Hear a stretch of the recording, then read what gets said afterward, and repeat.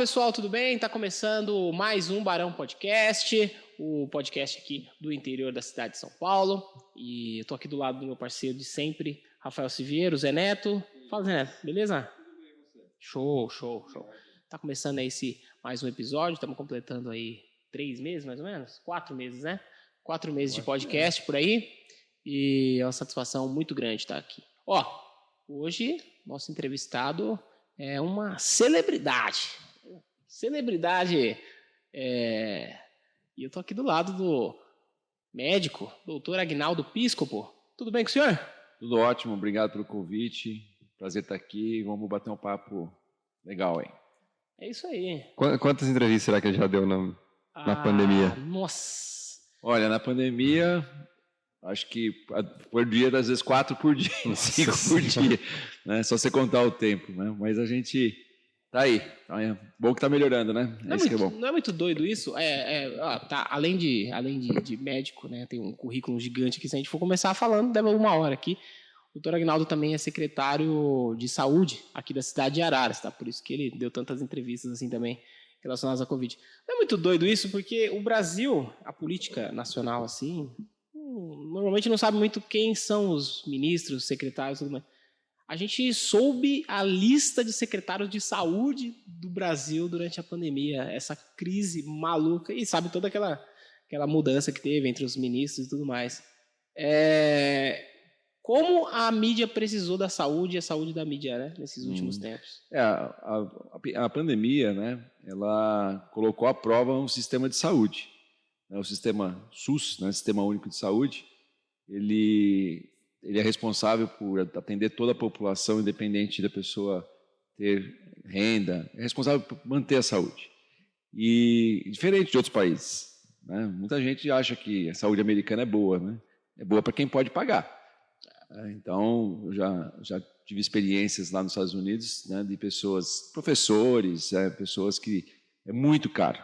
E se você não tem dinheiro, você não é atendido. Como que é assim? Só para você nem veterinário assim. Não, se a pessoa estiver morrendo, uma situação, eles dão o primeiro atendimento. Mas vamos supor, se uma pessoa que não tem o seguro médico, ela tem que pagar.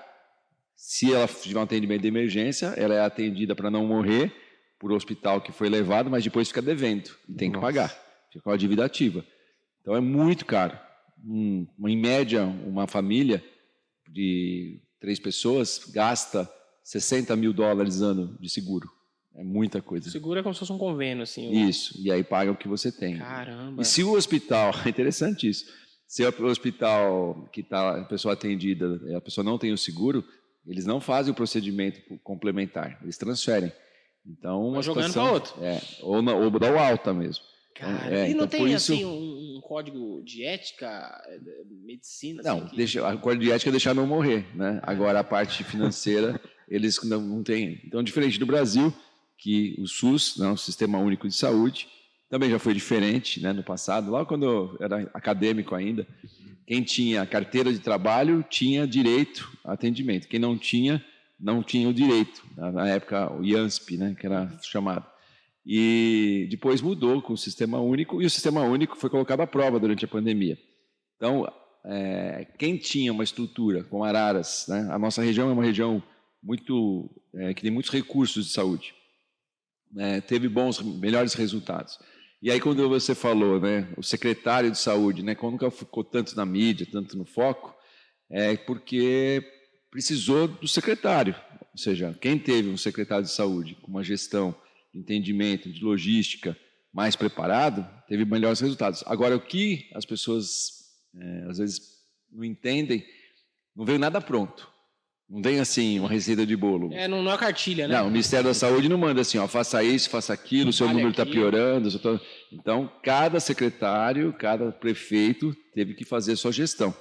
Então, isso foi, por um lado, bastante desafiador, porque a gente tinha um preparo desse tipo de ocorrência, desse tipo de atendimento, porque isso a gente classifica como se fosse uma catástrofe.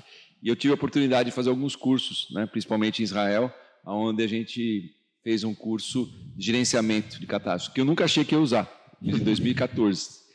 E aí aconteceu exatamente Isso, e a gente nós aqui em Araras começamos a nos preparar para a pandemia, antes de eu ser secretário, na linha de frente. É porque não começou contigo, né? Mas eu comecei todas as estruturas, as ideias das tendas respiratórias, da triagem. Na época o senhor estava como... chefe de pronto-socorro ali. Fiquei no comitê da linha de frente desde o começo. Aí fui para o Albert Einstein, fiquei no Einstein dando plantão para me inteirar com os tratamentos novos. E no hospital pequenininho lá em São Paulo, Hospital das Clínicas de São Paulo. Que é o maiorzão de todos. Que é onde a gente atendeu. Hospital chegamos a ter 100 leitos na terapia intensiva de Covid. Então, a experiência foi... Quando chegou aqui em Araras, uma forma mais severa, né, o número de casos, nós já tínhamos um know-how e tínhamos estrutura. E todos os bastidores. Treinar os médicos. Nós que assim, em poucas cidades, por exemplo, nós fizemos simulações com manequins, colocamos o manequim na maca, levamos o manequim na tomografia, entubamos o manequim, colocamos o manequim no elevador, entubamos na situação, todo mundo paramentado, aí na simulação embaçava, aí o médico, teve um dia numa simulação que a médica passou mal porque estava muito calor, não pode ligar ar-condicionado. Então, tem uma série de coisas. A primeira coisa que o médico quer fazer é tirar a face shield, né? Então, tudo isso foi treinado. O que aconteceu? Nós tivemos números bons. Logicamente, a gente sempre lamenta todas as vidas perdidas, mas a nossa letalidade aqui em Araras foi de 2,1%, está hoje 2,1%. O estado é 3,7%, cidades vizinhas aqui chegam até 5%. Então, isso é um trabalho de equipe, mas que teve uma liderança. Isso, logicamente, o prefeito nos ajudou muito por questão de dizer o sim quando precisou. Tivemos que tomar medidas duras, como o fechamento do comércio, na hora mais difícil, abrir na hora certa, abrir leitos de terapia intensiva. Começamos com 5 leitos de terapia intensiva, quando nós começamos o governo. Chegamos a 30 leitos. Então, ninguém em Araras foi transferido por falta de vaga. Então, nós tínhamos muito medo de colapsar. Acho que a pior coisa que podia acontecer, aquela cena lá de Manaus. Ficar no corredor. A pessoa morrer ali, sem oxigênio. Ali, pelo amor de Deus. Doutor, antes da gente continuar, vamos só falar dos nossos patrocinadores aqui. A gente já retoma aqui. Você quer que eu comece, Lucas? Comece aí, Zé Neto. Eu começo. O senhor conhece sertanejo? Música sertaneja. Conhece o Zé Neto, da dupla Zé Neto e Cristiano? A gente acha que ele parece. Não sei se ele parece realmente. Eu acho que sim. Pediram autógrafo para você já, pensando não? Não, nunca pediram. Mas ele tem muitas fãs. Mas você canta também? É que o cara eu não canto. Não chego nem perto, nem do talento, nem da conta bancária, nem de nada dele parecido. Mas um cover. Mas quem sabe no futuro dá pra... Tem que ser mais fortinho um pouquinho, só que por isso que ninguém confundiu com ele.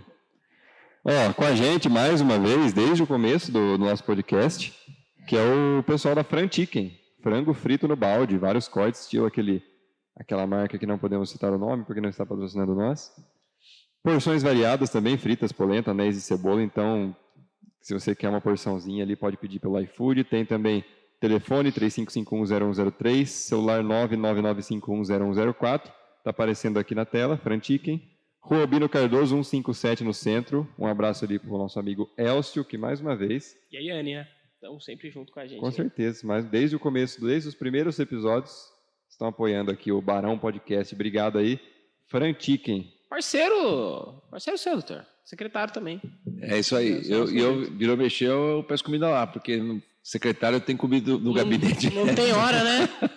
É isso aí. Do nada aqui, ó. Tempinho que sobra. Sobra um franguinho. Franguinho no balde. Franguinho no balde.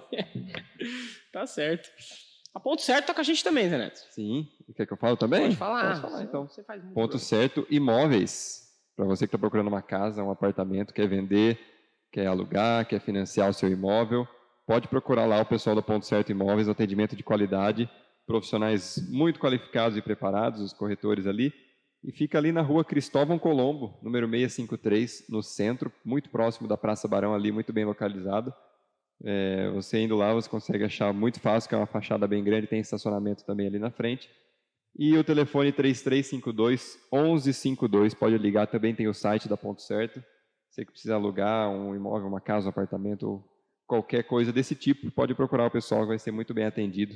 E obrigado pela parceria, mais um episódio. Isso aí. Um abraço, papai. Um abraço pro papai. Coincidentemente é meu pai. É o Grande Siviero.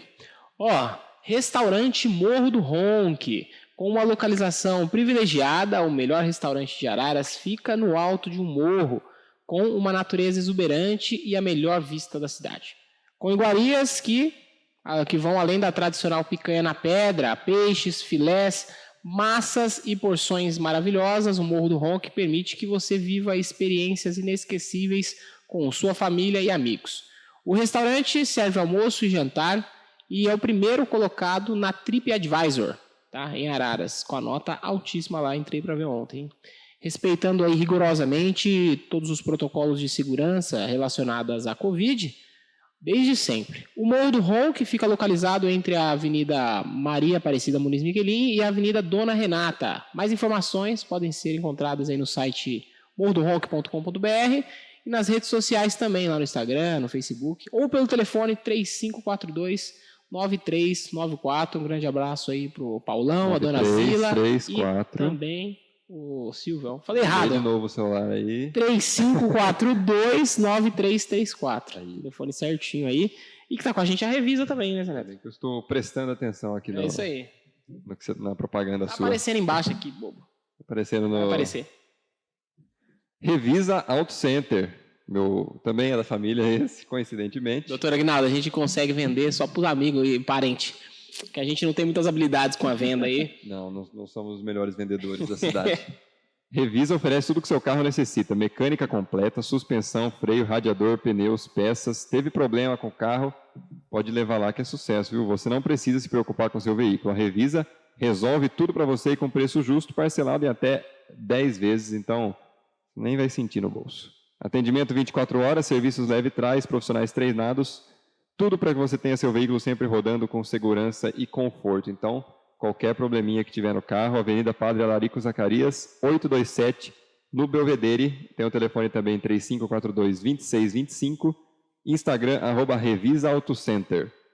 E pode procurar lá o Rogério, vai dar uma atenção muito boa para você. Show! E, por fim, não menos importante, a Workplace Coworking, que é aqui onde a gente está, tá? É esse local aqui, muito legal, que são ambientes criativos e espaçosos para a sua criatividade fluir, tá? Internet de alta velocidade, ar-condicionado, área de convivência, segurança remota, 24 horas, lockers e caixas postais, tá? Tem benefícios comuns aqui, como uma sala de reunião para 8 lugares com TV, frigobar, mesas e cadeiras com qualidade superior e espaço no café aqui, né, no coffee, no mesmo ambiente. Tá? A cozinha completa, como vocês podem estar vendo aí nas imagens, com micro-ondas, geladeira, purificador de água, cafeteira, enfim. Tá? Tem uma sala de espera aqui bem legal também. Tem até um violãozinho ali, se você quiser fazer um som, tá? Super importante aqui para receber os convidados enquanto você está ali esperando um pouquinho. A localização é ótima, tá? Nosso espaço fica aqui bem no próximo...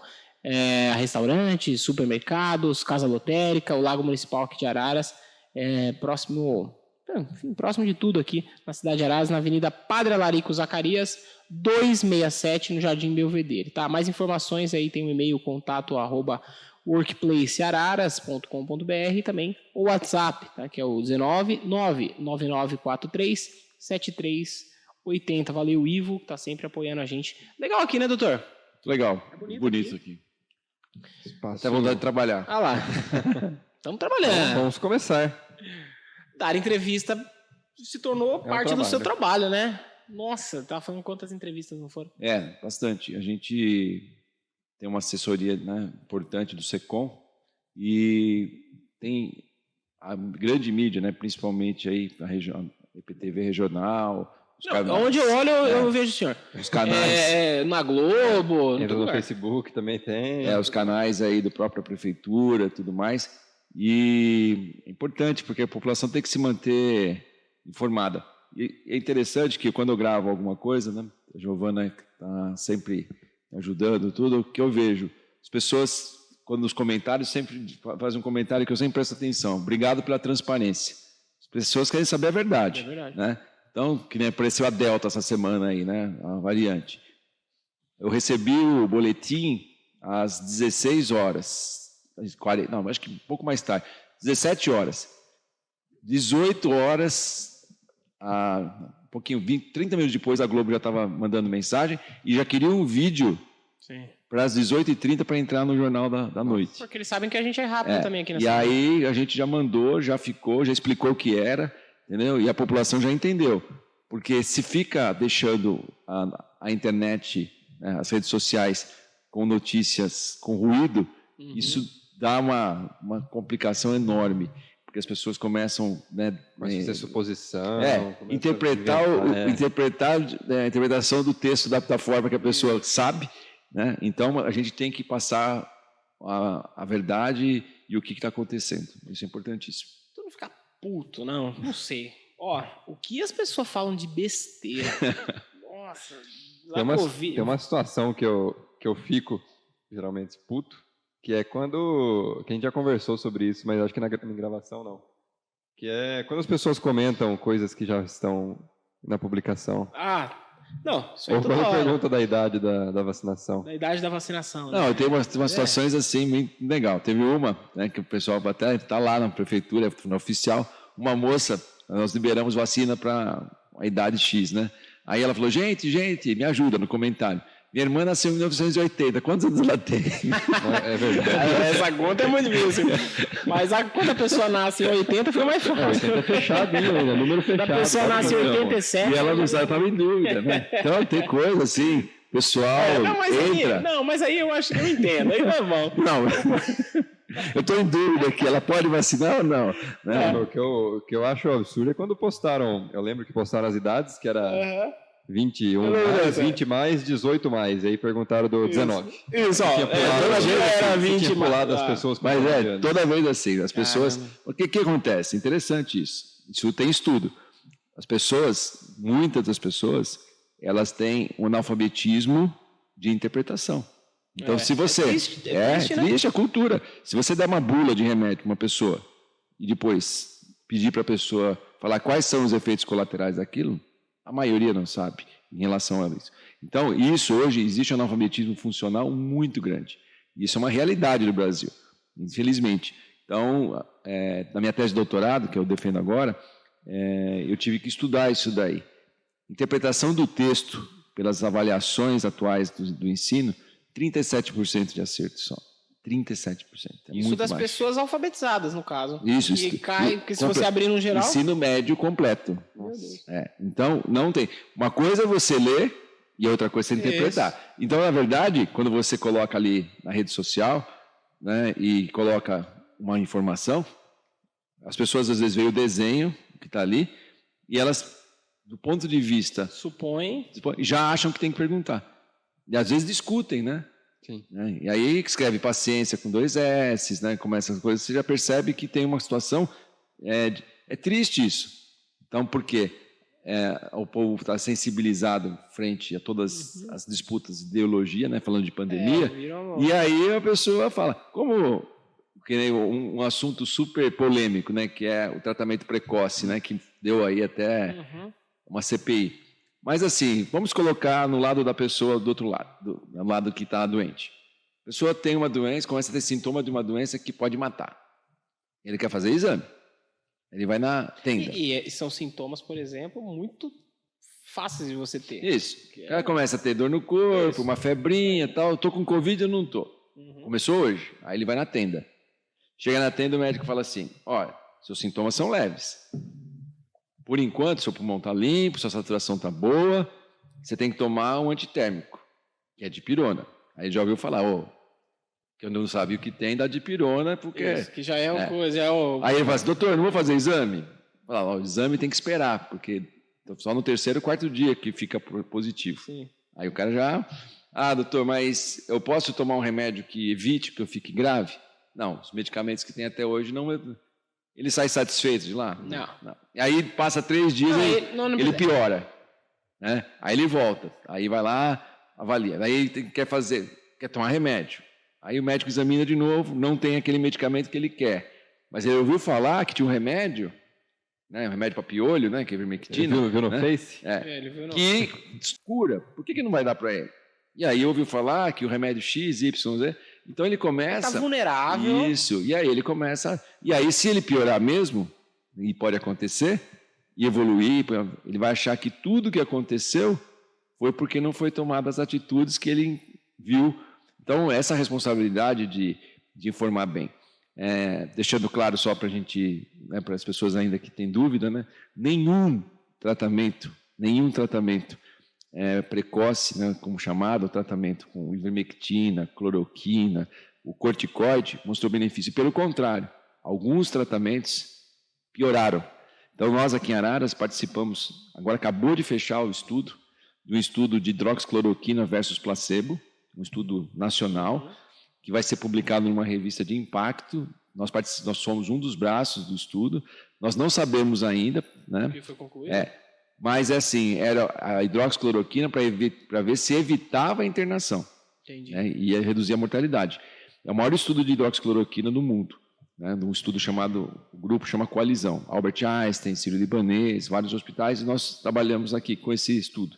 Mas assim, no começo, os médicos achavam que tinha que dar hidroxicloroquina, mas durou pouco, porque a gente já viu os trabalhos iniciais. De onde veio isso aí? Porque a doença do Covid é uma doença viral que causa uma resposta inflamatória desorganizada. E a hidroxicloroquina a gente utiliza em doenças reumáticas e na malária também. E aí ela diminui a resposta inflamatória. E aí se achou que poderia melhorar. Então, mas não aconteceu isso. E o grande problema da hidroxicloroquina é que, nesse trabalho científico que eu falei para vocês, a gente fazia um eletro antes, avaliava o paciente, via se não tinha fator de risco, e vários pacientes que a gente tinha como candidato fazia eletro e não podia tomar. Caramba. Agora, imagine você comprando isso na farmácia, sem um eletro, sem nada. Porque, ela vende aberto, né? Ou precisa de... Depois que começou essa procura em farmácia, passou a ser controlada. Porque mas isso às vezes nem importa muito, porque farmácia também, às vezes... E aí, depois começaram essas suposições malucas, né? Tem uma cidade perto da gente que tinha um receituário de 14 itens. Era um kit. 14 itens. O tal do kit... Kit COVID. Isso. Kit COVID. A nossa letalidade é 2,1 e essa cidade tem 4,9 letalidade. Mais então, que dobrou. Isso. Então, porque corticoide, por exemplo, que é prescrito por muita gente na fase inicial da doença, piora, porque diminui o que a gente chama de clearance viral, ou seja, a pessoa diminui a eliminação do vírus. Então, corticoide, que é um medicamento que melhora a sobrevida, somente para os pacientes internados com oxigenoterapia. E outras coisas mais. Lógico, é muito difícil. Mas o que aconteceu na pandemia, que é muito interessante? Que a gente está falando de cognição, comunicação. As pessoas passaram da opinião na medicina igual a perto de um jogo de futebol. Real. Eu ia comentar isso agora, porque as pessoas se vacinaram a vida inteira e agora viraram... Sommelier.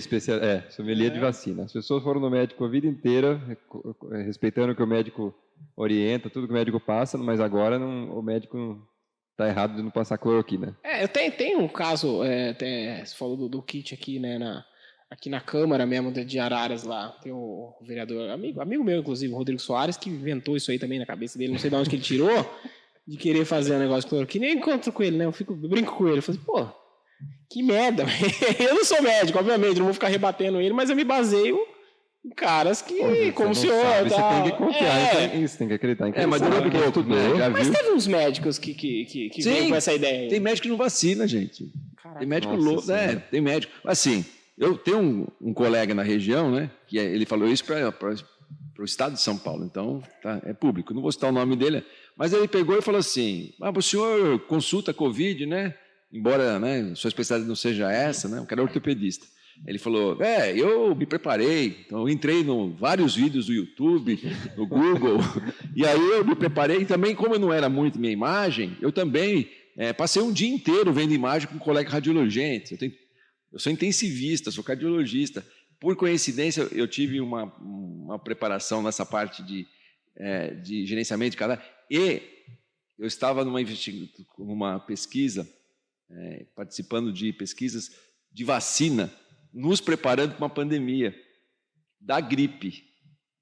Tá? Então, existe uma vacina que é o dobro de antígeno, ou seja, o dobro do que você dá para a gripe, que nós estávamos pensando, eu não, né? A classe médica, nós estávamos achando que nós ainda estamos vulneráveis a uma pandemia de gripe.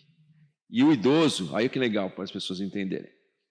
Já sabemos atualmente, mais ainda, que o idoso, se você der a mesma dose de antígeno, ou seja, aquele meio ml da vacina que você dá para você, com a sua idade, é diferente do idoso. O idoso tem uma coisa chamada imunossenescência, é um nome bonito, que é o quê? É a incompetência imunológica de você fazer anticorpo. Depois de 60 anos, diminui. O seu sistema imunológico está diferente.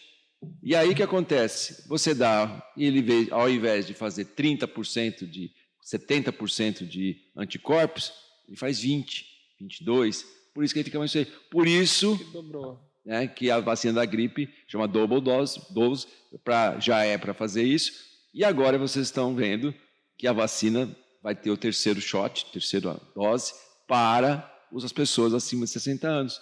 Aí, é a vacina do Dória, é a vacina do Bolsonaro, é a vacina que é ruim? Não. É competência imunológica que a gente tem. É tudo muito novo também, né? Doutor, e essa mistura de vacinas aí, de marcas aí? Então, isso é uma coisa bem legal. Quando a gente aplica 2 antígenos diferentes, você pode ter um estímulo diferente e melhorar. E tem um trabalho científico agora, que tem um pré-print aí que eu vi, recente, que teve uma resposta bem adequada quando você mistura as vacinas. E existe um trabalho científico, tá, que já fizeram a vacina com a Sputnik, né, e junto com outra vacina. Então, tem muita coisa nova especificamente dessa vacina. Eu acho que no futuro nós vamos tomar a Butanvac, que é a vacina que está sendo feita no ovo, né, igual da gripe, junto com a vacina da gripe. Fazendo aonde? A vacina... No ovo? É no ovo, A vacina da gripe... Desculpa a minha ignorância. A vacina da gripe é feita no ovo. Que ovo? Ovo de galinha. Para! Se você for lá... Você sabia disso aí? Especialista isso, ela é feita no ovo, né? E aí, o que acontece? Cada ovo é uma vacina, né? Aí você cria o anticorpo lá, faz a parte biológica e você... Então, fizeram agora a vacina do Coronavac, que chama Butanvac, a vacina do Covid. Está em teste essa vacina ainda. Que é a do Dória lá. Essa vacina que está lá na fábrica agora. E essa vacina, as pessoas alérgicas a ovo não podem tomar. Então, por isso que a vacina da gripe, as pessoas alérgicas de verdade a ovo não podem receber. Eu nem sabia que existia alergia a ovo. Não, tem sim. Claro que existe. Você estava contando a história de um cara que misturou um monte de vacina. Eu ia falar isso agora. O doutor falou de misturar vacinas, eu vi o cara que ia tomar a sexta ainda. Eu acho que não. Ele aproveitava as brechas quando o sistema não estava funcionando, quando o sistema caía, ia lá e tomava. Acho que além de... Não, é legal, pelo menos assim, disseram que ia virar jacaré, o cara já virou um dinossauro já, né? E ele tomou tudo misturado. A primeira vez que ele tomou foi uma segunda dose de uma, depois ele tomou a primeira da outra, depois segunda... Nossa Senhora. Tá sendo um acompanhamento com esse cara aí, será? Pra ver o que acontece com ele? Pelo menos pelo Ministério Público, com certeza. Da medicina, assim. Não, gente, alguma coisa, olha, quando vocês pensarem que é impossível acontecer essas coisas, não, né? Cara, tem de tudo. Caramba. Tem uma história interessante também. Uma senhora foi no meu gabinete lá e falou que queria tomar a vacina da Johnson, né? Johnson, que é a vacina de dose única. Eu perguntei por quê. Ela falou porque o marido dela sempre comprou produtos da Johnson. E é bom. E é bom. E ela gosta da marca. Conhece a marca, Então, gente, cada uma, né? E aí o cara vem falar, né, que a vacina da Astra, da trombose, que o médico falou, e tem médico que deu atestado. Gente, não tem nada, é 4 para 1 milhão. Tá? E não tem nada a ver com trombofilia, não tem nada a ver com trombose, é uma fisiopatologia totalmente diferente. Então, muita gente, ou seja, aquilo que nós estamos falando, é ruído. É ruído, dedo rápido, né? Quando o dedo funciona mais rápido... O dedo maldoso, hein? Maldoso. Quando o dedo ou a língua funciona mais rápido do que o cérebro, né? Aí a coisa complica. E é triste que... E aí fake news, né? Teve caso, aquele famoso que faleceu recentemente, que já estava com as 2 doses. Tarcísio Meira. Foi o ator? O Tarcísio Meira. Que aí o pessoal aproveita a morte para ficar fazendo... Para confirmar essa... contra a vacina. Quantos anos ele tinha? 85 anos, né? 85. Então, se você for avaliar justamente o que eu falei em relação ao quanto anticorpo ele tem e quanto de doença, né? Aqui em Araras, nós tivemos, acho que dos 486 óbitos, nós tivemos 5 óbitos, tá, de pessoas vacinadas com 2 doses. Tá bem? Agora, quantas pessoas foram salvas? E aí é importante. Agora, quem são esses que morreram com 2 doses? Quantos aqueles que não morreram? Insuficiência renal crônica, nonagenário, paciente com 90 anos, paciente que, infelizmente, o Covid, que aí tem aquelas coisas que você ouviu falar também. A pessoa não morreu de Covid.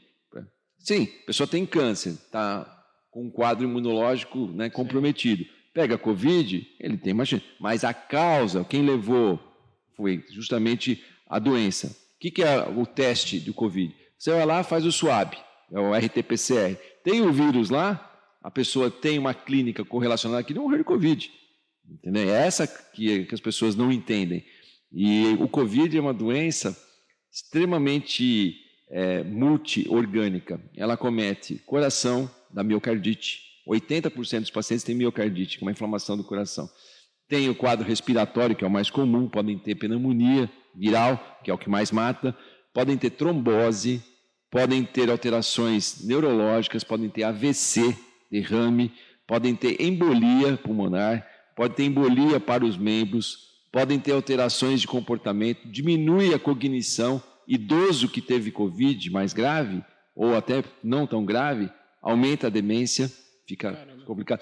Vocês podem conversar com as pessoas mais jovens, né, em complicações, muitos ficam com déficit de cognição, começam a esquecer as coisas. Esse eu reparei, tem gente que perde muita memória. Olfato, demora para voltar, tem que treinar.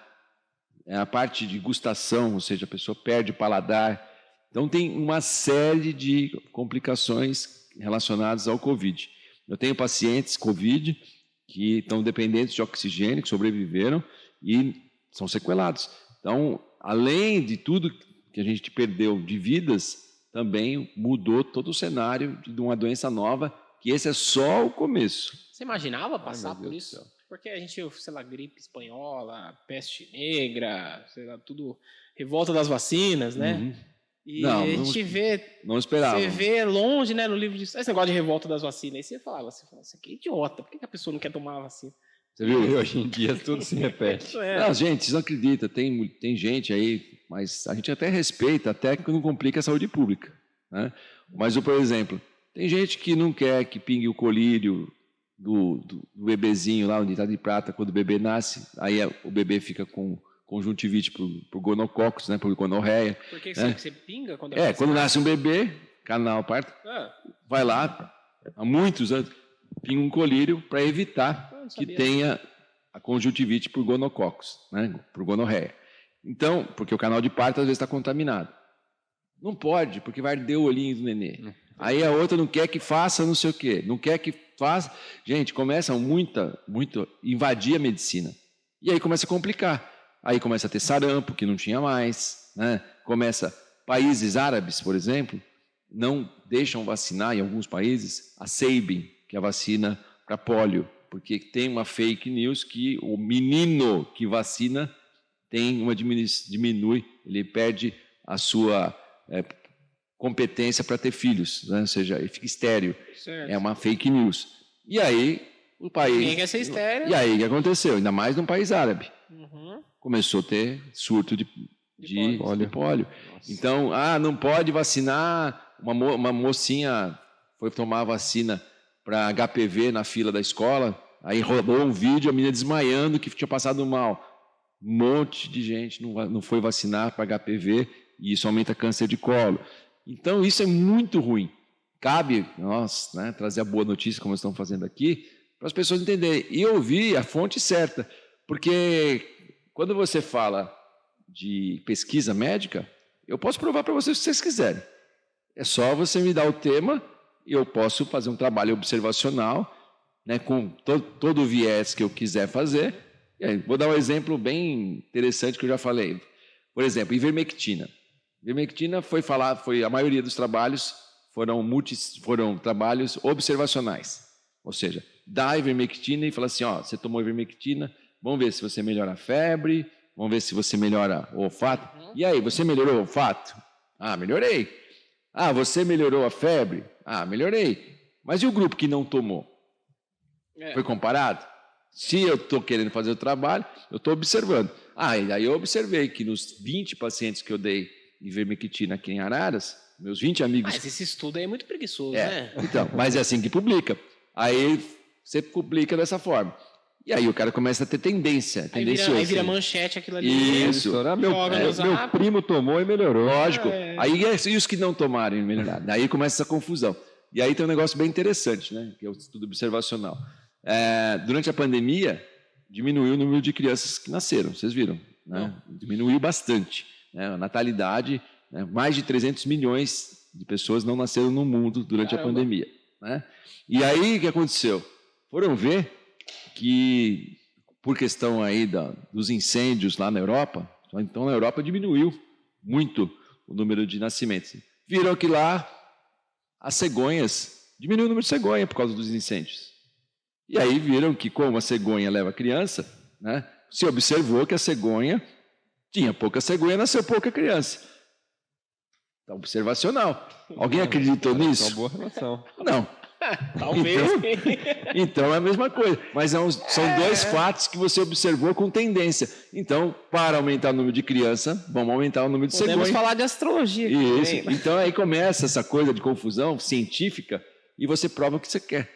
Então, o estudo, quando eu falei para vocês da hidroxicloroquina, que eu faço parte do trabalho, qual é o resultado? Não sei. É duplo cego, fechado, multicêntrico, tem comitê de pesquisa, comitê de ética. Se começa a morrer mais, para o trabalho. Se começa a salvar mais, para o trabalho para dar o remédio.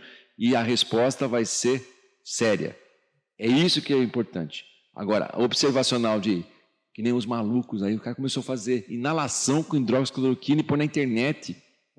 Isso vai para o pulmão, mata. Perigoso. E o pessoal faz.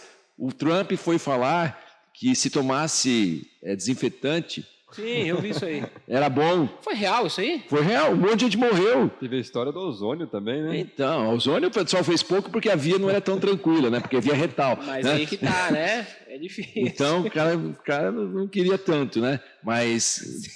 Se imagina você que a pessoa não vai tomar a vacina. Imagina se fosse o ozônio. De repente a fila. Inadimplente. Pode ser. O senhor falou de nascimento, eu vi o senhor falando uma vez já. Você iria tomar, André? A vacina? Do ozônio? Ah lá, já perdeu um negacionista. Que agora, depois da pandemia, parece que tem um boom de nascimento. Já viu o senhor falar isso? Por que as pessoas não estão tendo filho? Mas eu não teria, porque eu sei que o hospital tá lá. Pelo risco e tudo mais, pessoas... E também se contaram menos, né? Tá. Mas as pessoas que moram juntos... Às vezes se encontraram mais, Tem que ser um estudo para ver se a atividade sexual Mas já existe isso. Durante toda a tragédia, tudo que acontece, né? Até as coisas, por exemplo, no 11 de setembro, né, nos Estados Unidos, lá, quando aconteceu isso lá em 2000, o que aconteceu? Logo em seguida, um boom de natalidade. Então, isso é uma tendência. Sempre quando existe uma catástrofe, uma situação de pandemia, as pessoas têm aquela... Né, pelo menos se seguraram, né? E agora a tendência é se programar. Só você ver quantos casamentos foram adiados, né? Quanta gente mudou os seus planos. E aí depois agora está casando, está tendo filho. As pessoas ficaram mais tristes também. Quanta gente pensou melhor sobre o casamento que estava marcado. Não, imagina quanto cara desistiu. Né? Então, eu Segunda acho chance. Que é Deus dando um sinal para ele. Segunda chance. Mas, ao mesmo tempo... Teve também divórcios aí, né? Agressão à mulher aumentou porque a convivência doméstica ficou maior, né? A gente teve mais problema de vulnerabilidade às crianças, por isso que a nossa luta de quando o seguro voltar a criança para a escola, a criança teve um risco social muito grande na permanência domiciliar, porque a mãe, né? Nós estamos falando de todos os níveis sociais. Agora imagina a criança exposta aí, né, na rua o tempo todo. Quantas mães, né, nós falamos do universo Brasil, tem capacidade de ajudar a criança a estudar? Poucas. Então, por isso que a escola é fundamental. E criança come na escola, né? Tem criança que ficou da merenda. Tem uma série de... Então, quando você... por exemplo, São Paulo, né? Eu conheço São Paulo muito bem, porque eu trabalhei 18 anos no resgate. Então, quem vai em São Paulo e conhece a Paulista, e conhece os jardins. Agora, outra vai lá para a região extrema sul, extrema leste, na madrugada, entrar na comunidade, que eu já fiz isso várias vezes, vai ver qual que é a realidade. Já peguei incêndio aí em comunidade, tirando criança trancada no barraco, porque a mãe foi trabalhar, saiu às 4 da manhã. Entendeu? Não é porque a mãe é irresponsável, mas que também era desesperada, que trazer comida, porque o marido está preso, porque não sei o quê. Então, isso começa a entender. A minha tese de doutorado foi na periferia de São Paulo. São muitas realidades, né? E aí é outra história. É isso que preocupa muito. Você vê o nível de relação ali social entre as crianças ali, 12, 13, 14 anos, é complicado. Desde o vocabulário, desde do comportamento, da heteroagressividade. Eu fui em lugares, escolas, que parecia que eu estava na Fundação Casa. E era escola. Por quê? Você vê que tá o design da escola, né? Tudo com grade. Exatamente. Eu sou lá da Zona Leste de São Paulo. Eu morei pouco tempo lá, mas eu sou de lá. Da região do Itaquera, ali em São Miguel. E quando eu vim pra cá, é totalmente diferente do que você está falando. A grade... o distanciamento entre as pessoas, as precauções, né? A polícia em frente à escola, por exemplo, é um negócio que lá parecia que estava tendo uma operação. Os caras na frente da escola era só as crianças entrando, mas é todo um sistema. É complicadíssimo tudo isso e a criança vive isso. E até o ambiente em casa, né? Então, onde o pai se relaciona com a mãe com um tom de voz agressivo. E aí, como que é? Isso leva para toda a vida. Então, se você chega lá, muitas vezes no pronto-socorro, vem lá um adolescente ou, sei lá, um homem formado já e fala assim, doutor, eu queria tomar... Eu preciso de um atestado. O médico fala, olha, no seu caso não é de atestado. Qual que é a reação? Já às vezes xinga, às vezes quer agredir. Então, esse cenário social é muito complicado nesse sentido todo, porque aí é onde tem agressividade com a mulher, a todas esses sistemas tão difíceis hoje. A questão financeira, como o emprego, por causa do isolamento. Tudo isso vai ser um desafio para 10, 15 anos aí para a gente medir. Vai ter a geração pandemia, com certeza. Vai ser maluco, com certeza. Já está sendo. Você fala? Não, eu ia... Que a gente comentou que teve um pouquinho antes de chegar a pandemia aqui, teve treinamento, a gente estava falando isso no começo da entrevista, que teve treinamento dos médicos, do manequim, tudo. Se acaso acontecer outra pandemia, Deus me livre, mas a gente estaria mais preparado hoje? Com certeza. Com certeza. Né? Hoje, por exemplo, Santa Casa de Araras, nós tivemos uma reestruturação. Então, se você entrar na sala do pronto-socorro, lá tem plantas físicas lá que a gente pegou, cheio de alfinetinho, onde eu desenhei onde que a gente iria fazer, como tal. Se fosse um exército, assim, a gente programou o número de respiradores. Nós chegamos a ter 60 respiradores. Nós temos 60 respiradores, né? E só respiradores de última geração que a gente adquiriu, né, por doação, nós compramos mais de 15. Lá no começo não tinha, né? Lá não aqui no Brasil estava faltando. Estava faltando, então veio respiradores do governo do estado. Ontem chegou aqui em Araras, né? 2 respiradores alemães top, tá? Para o hospital da UPA. Então, respirador que tem o mesmo respirador do Einstein, tá? Covid, nós temos na UPA de Araras. Então é muito legal. E a gente ganhou muita experiência, né, em ventilação artificial, em deixar o paciente com a ventilação adequada, na posição correta. Nós contratamos durante a pandemia, no período mais complicado, fisioterapeutas, fizemos uma requisição, né, pública e requisitamos fisioterapeutas para trabalharem no pronto-socorro. Isso foi um diferencial enorme. Nós chegamos a ficar com 60 entubados em Araras. E tem que ser feito quando o paciente está entubado, ele tem que fazer os movimentos. Ele fica, né, tem que acertar os parâmetros. O paciente, quando ele está muito grave, ele tem que ficar ventilado em uma situação que a gente chama de prona, ou seja, com a barriga para baixo. Entendeu? É uma situação bem difícil, tem que ter uma equipe que treine fazer isso. Caramba. Nós pronamos pacientes de 150 quilos, 140 quilos. Tudo uma técnica aí. E não pode perder o tubo, tudo mais, é muito difícil. E teve a quantidade, você falou da obesidade, de obesos que entubou aí. Foi enorme, enorme. Impressionante. A obesidade foi uma das variáveis mais frequentes de complicação. A gente tinha muita gente obesa, muita gente. E o cara ele fica entubado. Tem casos aí de a gente 4 meses entubado. Aconteceu aqui em Araras, alguma coisa assim? Nós temos pacientes que estão em ventilação mecânica, né? Aí depois de 21 dias, a gente tira o tubo, né? E faz traqueostomia, porque não pode ficar entubado mais de 3 semanas. Certo. Porque senão faz estenose da traqueia. Mas nós temos pacientes em ventilação mecânica aí por mais de 2 meses e pouco. Como é que o corpo do cara fica assim, meu? Normalmente ele perde toda a massa muscular. Assim, as pessoas se transformam. Infelizmente, o pós-Covid grave, né, ele tem ali... Nós tivemos pacientes que tiveram aí perda ponderal, perda de peso, de 30 quilos. Entendeu? Então, a família, infelizmente, essa parte triste, né? Muitas vezes, né, porque não vê o paciente, por questão do isolamento, antes da vacina, principalmente. E quando ela vê, ela nem reconhece o paciente. Assusta, né? Assusta. É uma situação bem difícil. Então, e aí a gente tem o lado emocional de tudo isso. Então, aqui em Araras a gente criou, foi bem legal esse movimento que a gente fez, foi o Psico-Covid, né, que eu fiz.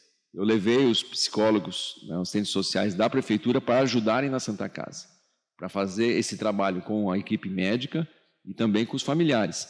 Isso foi um diferencial, porque mesmo a equipe médica fica balançada, porque perde paciente logo em seguida a intubação. O paciente, eu vou intubar o paciente, está lá, olha, o senhor está consciente, está respirando cansado, olha, vamos ter que intubar o senhor. O cara não quer ser entubado. Ah, doutor, eu quero voltar para minha casa, eu vou morrer? Olha, se a gente não fizer nada, a chance de eu morrer é maior. Nós vamos ajudar o senhor. Aí, doutor, eu quero ver minha filha, eu quero não sei o quê, me ajuda. Aí você vai lá, faz tudo que tem que fazer, intuba o paciente e ele morre. E aí? E a equipe? E nem viu a família. E a equipe, né? Então tem que trabalhar isso. Só que eu, pessoalmente, intubei mais de 40 pacientes na pandemia. Aqui em São Paulo, né, no Einstein, lá no HC. Então, no começo, os mais graves, né, ou seja, no começo, só gente mais experiente intubava. Hoje, como você falou hoje eu tenho um time de médicos aí, muito experientes em via aérea, coisa que tinham poucos médicos. A gente fez aí um trabalho, treinamento, tudo mais. Lá na Santa Casa, o Helder Camargo Preto, que é o diretor técnico, a gente teve assim, um trabalho em equipe, não fiz sozinho. Nós trabalhamos muito, muito, muito. Doutora Tamires, que é chefe de pronto-socorro. Então, uma galera aí, né? Nós estamos trabalhando nisso. A nossa vida, desde fevereiro do ano passado, é Covid. Só pensando, dia e noite, começa aí cedinho, né? 6h30, 6 da manhã, e vai até 1h30, 2 da manhã, respondendo e-mail, fazendo coisa. Outro dia a assessora de imprensa falou para mim, doutor, você fez um vídeo aí, você está com cara de cansado, você não pode fazer isso. Eu falei, mas que cara que eu vou fazer? Você tem que parecer cansado. Não tem jeito, né? Fica com o olhinho pequeno. Perguntar, só para voltar. Só perguntar uma coisa aqui. Você falou aí, para não passar batido. É uma pergunta meio emocional até. Tubou o cara, conversou com ele, por exemplo, esse senhor aí que você citou. E a pessoa, ela potencialmente, sim, a estatística de que quando ela é entubada, as chances de morrer são maiores do que... Sim. Mas existem as chances de sobreviver. Como que, para vocês médicos, ser a última pessoa vista, ou ver a pessoa ali 1 semana, poucos dias, ou 2 meses, e essa pessoa morrer, e a vida que segue, sei lá, porque a gente perde pessoas na nossa vida, só que é uma, esporadicamente e tal. Vocês perdem a todo momento. Então, isso é uma coisa que, com o tempo, né, o médico, ele não acostuma, mas a gente entende. Vocês são mais frios? Então, não é isso. A gente tem uma situação assim, quando o paciente, você fez tudo, deu tudo certo, você fez tudo que tinha que fazer, tinha o recurso, mas ele morreu porque você esgotou as possibilidades. Isso é mais confortável dentro de um parâmetro que você fez isso tudo. Mas nem sempre é assim. Você tem complicação. Via aérea, difícil, por exemplo, foi intubar uma paciente de 160 quilos, é uma intubação difícil, né? Então, quando a gente foi intubar, não sei o que, a gente conseguiu intubar, mas utilizando a terceira técnica, ou seja, usou um vídeo laringo que a gente tem aqui, você tem uma ideia, um laringoscópio, que é para a gente intubar, no mercado custa R$800. Nós temos um laringoscópio aqui que tem um vídeo, custa R$16 mil. Cada intubação, a lâmina sozinha custa R$300. Nós temos aqui em Araras, pelo SUS. E aí você utiliza essa técnica, tal, conseguiu, fez tudo aquilo. Se a gente perde um paciente nessa situação por falha, que pode acontecer por limitação, é igual um pouso de emergência. Pode ter sucesso, pode não ter sucesso. Isso incomoda muito, né? No Covid, graças a Deus, nós não perdemos ninguém no pronto-socorro por falha de via aérea. 0. Nós, no pronto-socorro, entubamos mais de 90% dos pacientes Covid em Araras. Porque é onde a gente fazia uma estrutura que nós chamamos de pit crew, ou seja, aquela estrutura que fosse igual na Fórmula 1, né? O paciente só o pit stop, o pit crew, você chega com a pessoa, aí vai para a tomografia, volta o protocolo, o paciente está desaturado, vamos entubar, entra a enfermagem, todo paramentado, um pega o acesso, o outro faz, todo mundo treinado, paramentado, no local certo e tudo certo. E depois discutir. Essa situação de se você perder um paciente, né, logicamente, você entubou, minutos, aconteceu isso comigo, um paciente. Eu entubei um paciente grave e 30 minutos depois, tudo certo, tudo direitinho, 30 minutos depois o paciente morreu. É muito ruim. É porque você é o cara, fala, o que poderia ter sido diferente? Né? Será que se eu não tivesse feito isso, não tivesse feito aquilo? E aí, 30 minutos atrás ele estava consciente? Lúcido orientado. Caramba. Só que estava muito mal. Saturando 40%. É que se você não entubasse, por exemplo... Não, ele ia morrer, mas não ia ser... Só que ele morreu, não é na intubação. Ele morreu porque não tinha pulmão. E aí você fala, nossa, mas se... Aí começa o se. Não, se ele tivesse sido entubado antes. Aí, se ele tivesse vindo no hospital antes. Se não sei o quê. Se eu não tiver... No caso, quando você tem um procedimento que aquela que levou à morte não foi uma limitação do profissional, tudo bem. Mas tem médicos jovens... Tem médicos, a gente, mesmo que é experiente, pode acontecer, você pegar um procedimento difícil. Eu já tive que fazer tráqueo, né, crico, que a gente chama, que é para a gente entender, furar aqui na região da membrana, na rua, de paciente que não tinha condição de ser entubado, sem face, perdeu nariz, perdeu face, perdeu língua, perdeu tudo, e está vivo, né, sobreviveu. Mas é uma situação extrema, né, já fiz isso... todo lugar. Já entubei gente em cima da igreja, dentro da igreja, no barco, dentro da água, porque trabalhei no resgate muitos anos. Só que a gente acaba se adaptando.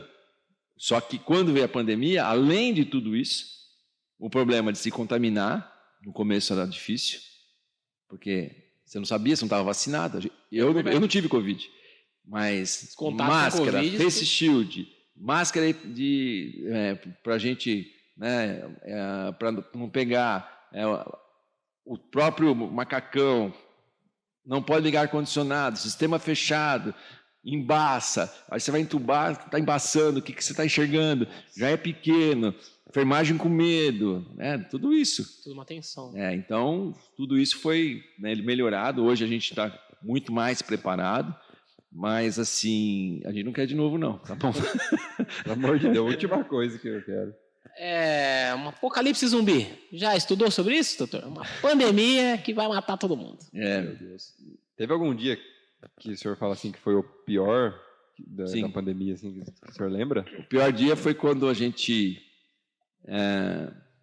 começou em março, começou a piorar. A gente viu o que tinha acontecido lá em Manaus e eu comecei a ver que março seria um mês muito difícil. Eu tive que chamar falar com o prefeito, que a gente ia ter que fechar tudo, e que era P1 que estava chegando, né, o dia que isolou, e que a gente teve que chamar o nosso secretário da parte responsável por isso, para abrir mais covas e ver se o número de caixões da cidade aguentaria o número de mortes que nós teríamos, porque teria o risco de falta. E o risco de colapsar. Então foi quando nós começamos a abrir unidades, fechei o pronto-socorro da Santa Casa. Cada fonte de oxigênio eu transformei em 2 ou 3. Então a gente comprou isso, esvaziamos o pronto-socorro, abrimos mais leitos, abrimos a região leste da cidade, fizemos mais uma estrutura lá. E quando nunca achei que eu ia ter que pedir, né, fazer mais leitos e mais covas na cidade para atender. E muita gente achou que isso foi exagerado, mas não foi. Em março, nós perdemos 75 vidas. Tá? Isso é muito acima da nossa média. E quem não cuidou disso, não teve onde pôr mortes. Teve países que acumularam mortes na rua. No Equador aconteceu isso, no Peru. Né? Então olha que loucura, que tanta coisa que você tem que pensar. E aí é uma coisa muito difícil. Você na ponta, né? No fim, ficou eu, o prefeito, logicamente, que estávamos na estrutura, né, tendo que dar essa informação para a população. Eu lembro que teve uma live. Né, e aí é muito ruim, porque é peso nas costas e todos os secretários de saúde da região desesperados, né, com medo de faltar oxigênio. A gente não teve falta. Não era só aqui o problema, não tinha para onde correr, né? Não tinha... Kit de intubação, não tinha remédio para manter o paciente sedado, o paciente acordando, tomando medicamento. Entubado, acorda entubado. Como que fica?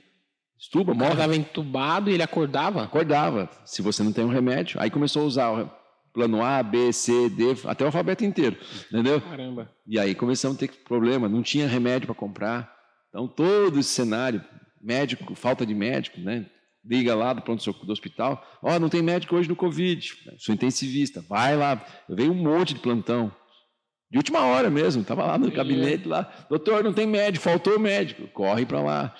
E aí foi. Então, o momento pior, com certeza, foi quando a gente achou que a gente poderia colapsar. Que foi março, né?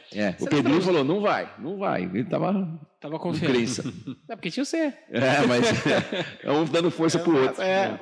Você lembra de uma quantidade que a gente fez de óbitos que tinham normalmente em março e aí de 2021 foi absurdamente superior? Sim, assim. sim. A gente pegou anos anteriores, fizemos uma soma lá, e porque as pessoas estavam achando que só morre de Covid agora. Lembra dessa história aí? Só morre de Covid, só morre de Covid. A gente falou que não aumentou os números. Aí a gente pegou e fez essa conta. A gente fez lá na mão mesmo. E era muito grande. Lógico. Deu mais do que, na verdade, o que infelizmente teve até mais óbitos do que o normal. Sim. Além dos da Covid. Então, às vezes, alguns que também nem foram. Não, porque, na verdade, o que acontece? O paciente com infarto tinha medo do hospital. Morre de infarto em casa.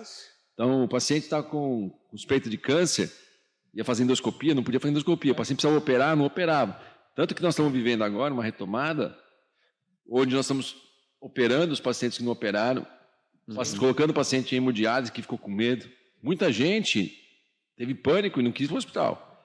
E agravou. Então, a quarta onda que nós estamos esperando não é Covid, é a quarta onda das doenças. O que tem de coração para operar, ficou parado, né? O que tem de angioplastia, o que tem de câncer para operar, e depois as outras coisas.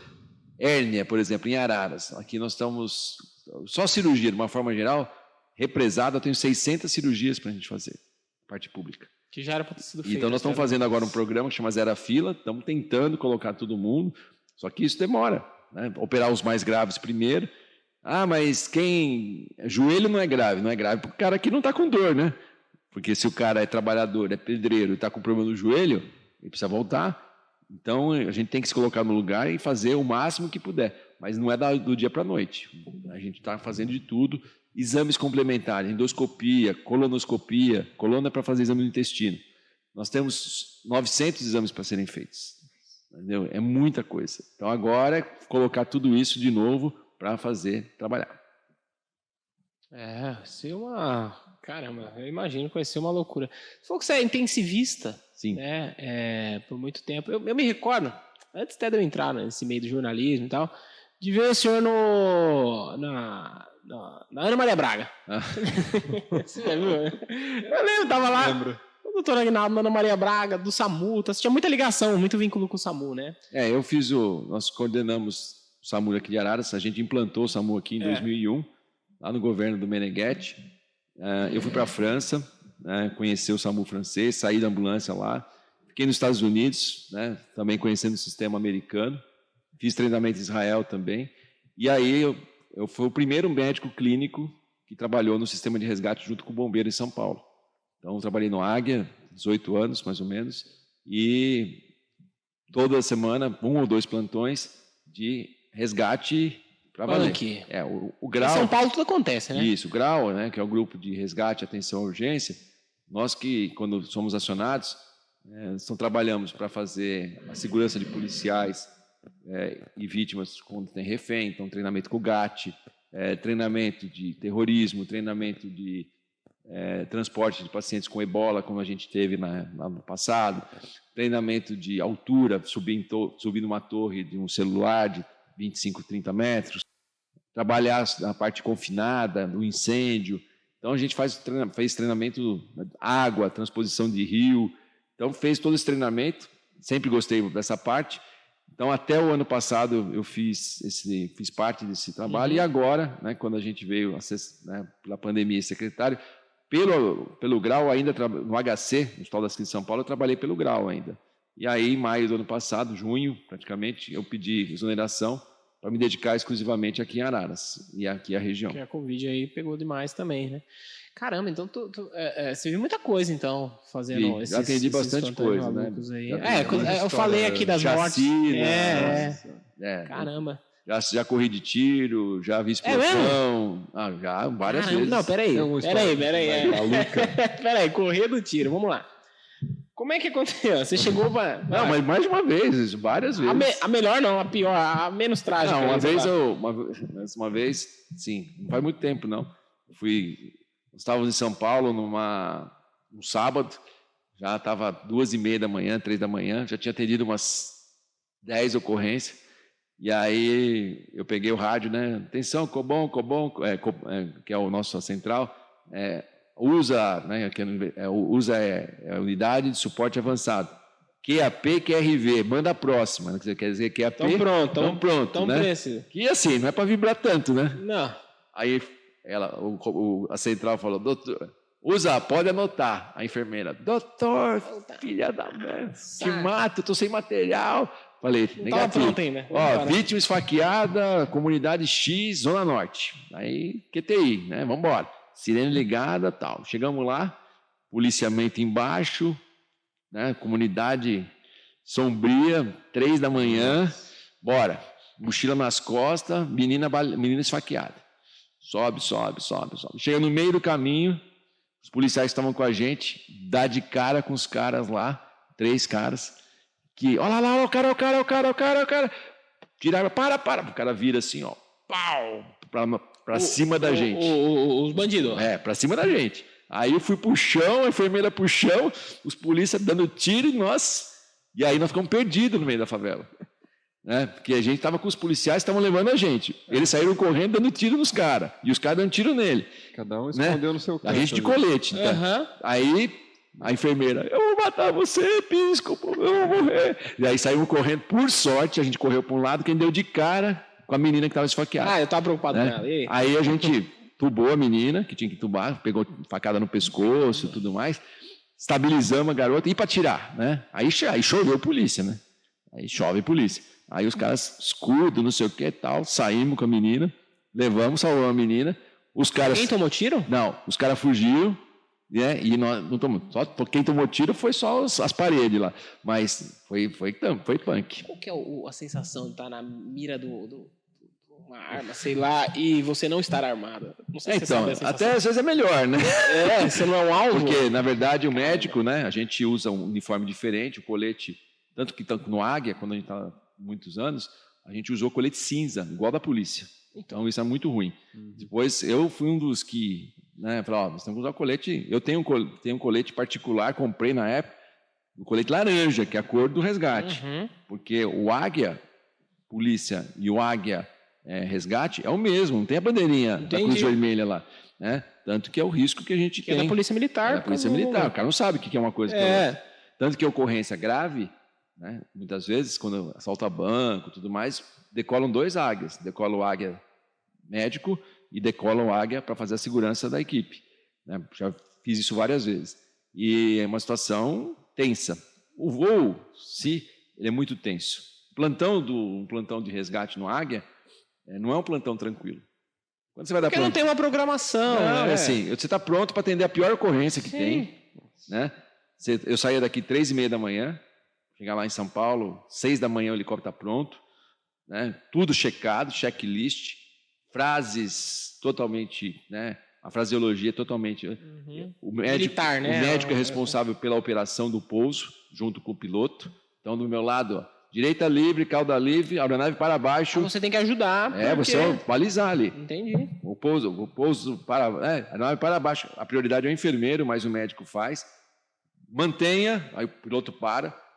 Comandante, olha, tem uma árvore aqui à direita, aeronave para a esquerda, mantenha Aí o comandante, a nave para baixo, giro de cauda para a direita, giro de cauda para a esquerda. Por que vocês? Porque não cabe mais gente o piloto, ali. e o piloto não enxerga para trás. Não, mas aí não tem um... Não, o enfermeiro do lado esquerdo. Porque também não dá para E o encher de médico gente do lado no direito. helicóptero, né? Isso, e a vítima depois. Então, é muito tenso. Caramba. Cansa, né? Então você tá tenso, né, também. tenso, e assim, e graças a Deus, nesse período todo, não tive nenhuma ocorrência grave de voo, né? Fiz um pouso de emergência, uma coisa, mas assim, nada de, assim, não, bateu numa APA, numa luminária, você pousar na Paulista, entendeu? Você pousar na Rebouças, você pousar na Marginal Tietê, que eu pousei N vezes. Você pousou em Pipa. Tipo, na rua. No meio do...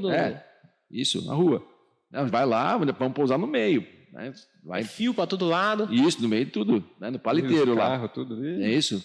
Muitas vezes já aconteceu de parar os carros ali, né? Sim, e policiamento chegando, a gente pousando. E aí, o que acontece no treinamento acontece na vida real. De repente vem o cara lá, o tiozinho que está com o chapéu, voa o chapéu, ele vai querer pegar atrás da aeronave, passa o andarilho embaixo, sai do cano, assim, passa embaixo, mantenha. Comandante, apareceu um cara aqui agora, do nada, parece um cachorro. Né? E tem as coisas inusitadas. Deve ter de gente filmando também. Não, isso não falta. Né? Do helicóptero da imprensa até todo mundo com celular. Olha aquele caso em Rio Claro aí, a explosão lá do posto. Isso. O que tinha Eu fui lá. Então, tinha uma galera filmando, ou já tava, foi uma explosão, né? Parece que teve outras depois, e o cara ali filmando e tal. Você tava lá? Fui lá, não, a gente foi acionado, eu fui lá ajudar. Mas chegamos lá, estava tudo controlado já. Tem um plano de chamada regional. Morreu gente lá, né? Morreu o primeiro motorista que foi com a explosão, ele bateu na defensa, perdeu a perna. Você tem uma ideia, isso é ilusitado, porque todo mundo quer ver o águia. Não aparece, brota a gente do chão. Sim. Entendeu? E resgate, de uma forma geral. De madrugada, quando a gente vai terrestre, tem gente que leva a criança de colo para ver a ocorrência. O homem tomou um tiro no olho. Entendeu? É horrível isso. E o pessoal quer ver. E as pessoas querem ver. Eu isso. sei como é. Afasta, não sei o quê, não adianta. Entendeu? Então, eu dou essa aula aí, eu sempre falo, pessoal, tem jeito certo de lidar com isso. Né? E tem as inusitadas. Uma vez eu estava em Ferraz de Vasconcelos com um cara com acidente de ferrovia. Ferraz é longe lá, né? Ferrovia, o cara tinha perdido a perna, coisa grave e tal, não sei o quê. Daí veio um cara assim, estava numa quadra, assim, num campinho, um cara desesperado, querendo falar, né? E o comandante segurando, o policiamento segurando. Não, eu quero falar com o médico, A gente achou que era parente, né? Aí... Peraí, você tava lá, o cara acabou de perder a perna. Isso, estava dentro do helicóptero já. Vocês ali e o cara querendo falar. E o cara querendo entrar. Não, preciso falar. E o policial te segurando, né? Daí o cara, não, estou desesperado, quero falar com o médico. Daí correu lá, né? E eu estava lá com o fone já, tudo. Tirei. Pode falar. Ô, doutor, sou de Araras. Não, botei no senhor, viu? Falei, tamo junto. Foi muito louco. Essa é a urgência. O comandante deu muita risada. Ô, doutor, Ferraz de Vasconcelos. Cara, sou de Araras, doutor. Sou de Araras. Sou. Beleza, obrigado aí. Que bom, posso salvar uma vida dele? Vou continuar o serviço aqui. Pro cara é importante falar. Caramba. Canarense tem em qualquer lugar. Né? Vamos supor, existe uma perna... pode ser uma pergunta bem idiota. Eu estou aqui para fazer perguntas idiotas. Tá lá, você chega, tem um acidente com a perna, e às vezes a perna tá junto ali, grudado e tal, não sei o que, mas às vezes a perna já não tá mais junto, uma mão, um dedo. Amputação. Isso. Vocês são responsáveis por salvar a pessoa tá ali viva ainda, e levar também o membro. Leva os dois. Qual que é o procedimento que faz isso aí? É uma pergunta muito específica, né? Muito. É que eu já vi filme. No filme você põe no gelo aqui o negócio. Isso, tem um procedimento. A gente tem de primeira vítima, logicamente. Se tiver gente suficiente, a gente já orienta, pega o membro, né? Coloca ele numa situação de um plástico, que tem específico para isso, que chama uma proteção de víscera, e coloca ele num local resfriado, ou seja, não em contato direto com o gelo.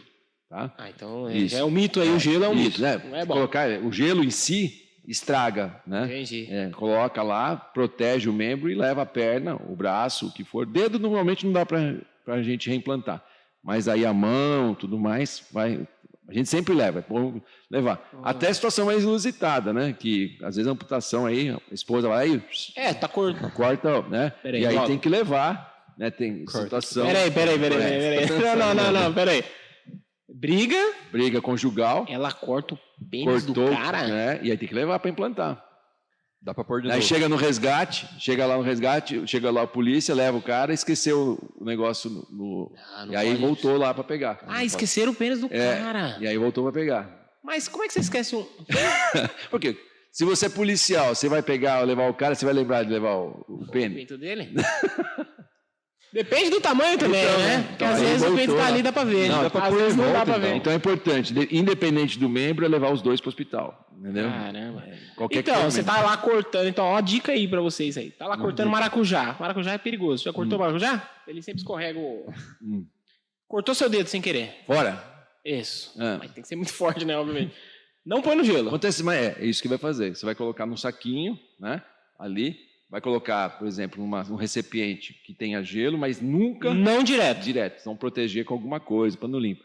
Como é uma situação, né, uma cidade, se você estiver numa área... Vamos pensar você está lá numa motosserra, trabalhando na área rural. Isso é comum. O cara vai lá, pau, perde a mão. Né? Então, tem que chamar o resgate. E aí é legal entender que é importante chamar o resgate certo. Se o cara estiver numa área rural, fizer o chamado certo... O Águia vem e a gente leva. O único lugar que vai reimplantar uma mão de alguém é o HC de São Paulo.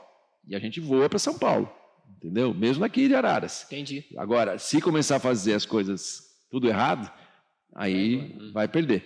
Então, por isso que é importante conhecer e ter a regulação certa. Os médicos aqui do SAMU foram treinados, eu levei todos aqui para treinar junto com o Águia para acionar. O Águia de Campinas pode atender Araras. Entendi. Se for uma ocorrência. Chega em quanto tempo, assim, mais ou menos?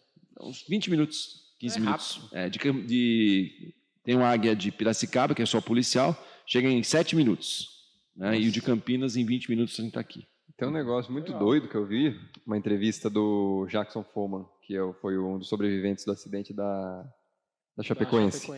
E ele teve que amputar a perna. E ele falou que mesmo depois que tinha amputado, ele sentia coceira, sentia a perna coçando. A perna que foi amputada. Sentimento, a sensibilidade fantasma, porque o seu cérebro ainda tem, né, a situação e muitas vezes o nervo não é tratado, então tem dor no membro, tudo e não existe o membro. Que doideira. Eu ia perguntar uma coisa. Dessas histórias aí, tem um... Depois eu falo. Teve recentemente, o Águia teve aqui em Araras, que teve uma espécie de um assalto com vítima, não sei. Em cima do telhado. Eu só sei que eu vi a imagem do senhor em cima lá no meio. Telhado. Lá. O que o senhor tá fazendo? Então, eu falei, meu Deus.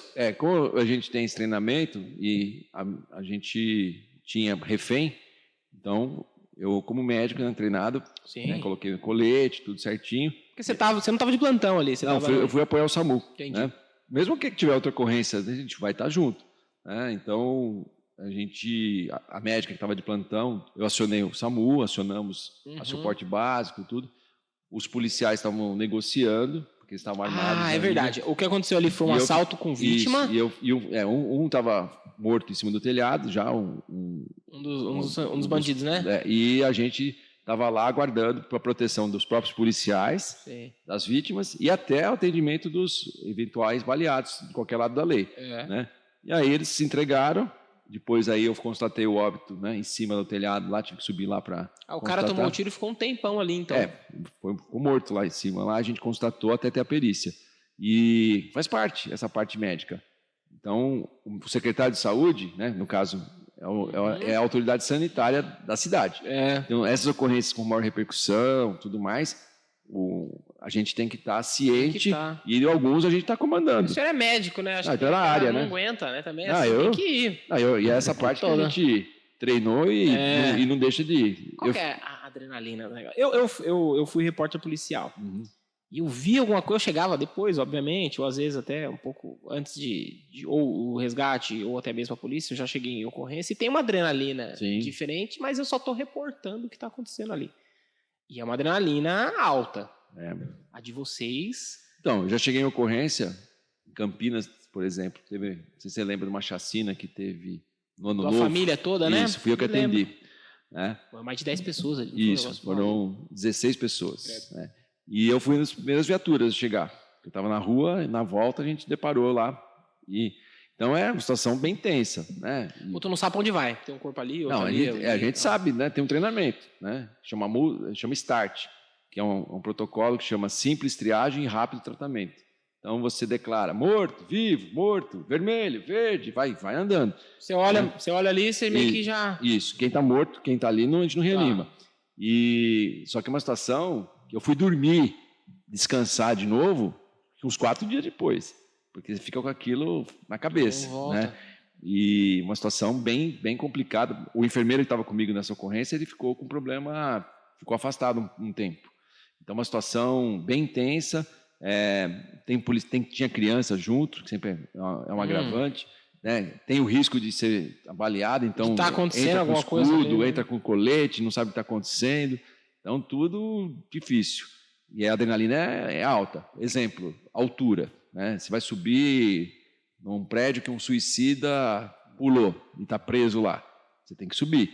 Né? Então a gente faz treinamento. Né? Então você vai subir lá na torre do bombeiro. Primeira coisa que você chega lá no topo, o negócio está balançando assim, o bombeiro fala assim: vai cair, doutor. Que filho da puta. Mas aí a zoeira é saudável. Você parece um gato. Depois você acostuma, né?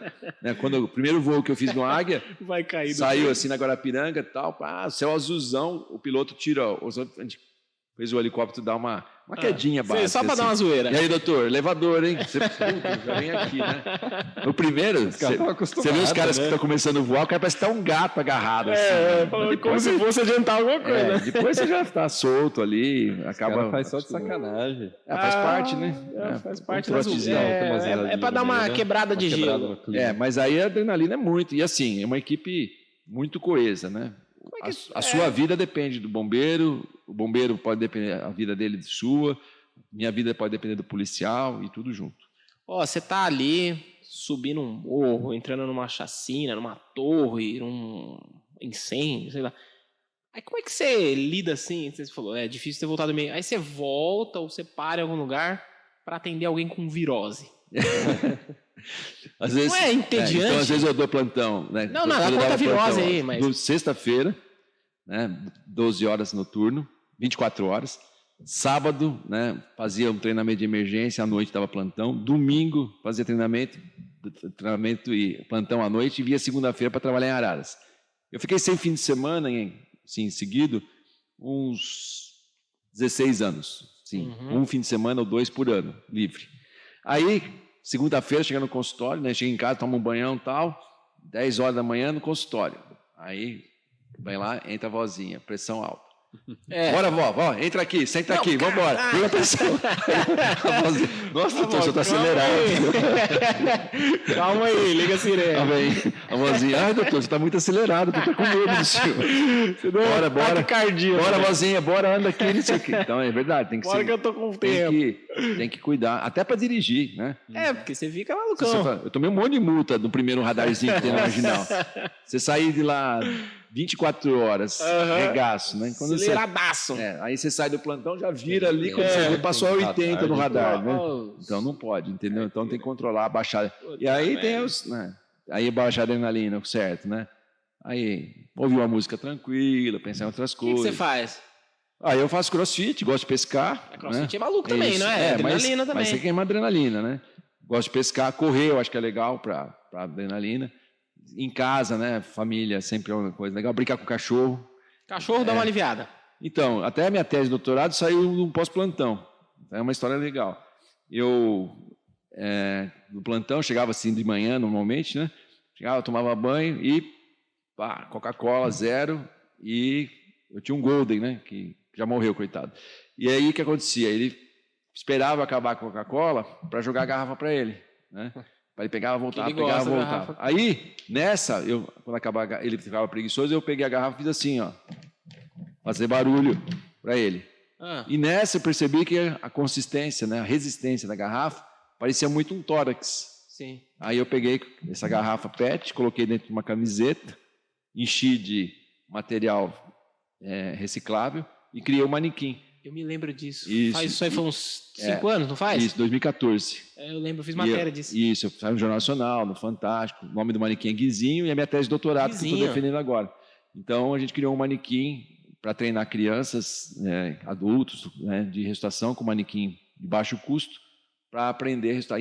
E por que eu percebi isso? Tinha acabado de fazer não sei quantas compressões você no tava plantão. na coisa ainda. E aí eu peguei a garrafa e aí saiu essa história. Então brincar com o cachorro é bom. O cachorro ficou sem garrafa. Isso, e o cachorro ficou famoso, isso até no Jornal Nacional. Era o nome dele?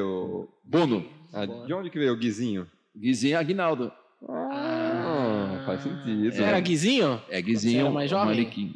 Na verdade, não. Isso aí foram quando colocou o nome do manequim. Aí o pessoal, as secretárias lá de São Paulo, que era o filho do Dr. Aguinaldo. Guizinho. Faz sentido. Guizinho. Little Gui. Você tem filhos? Tem 2 meninas. São médicos? A esposa do senhor é médica? Isso, minha esposa é médica, obstetra, né?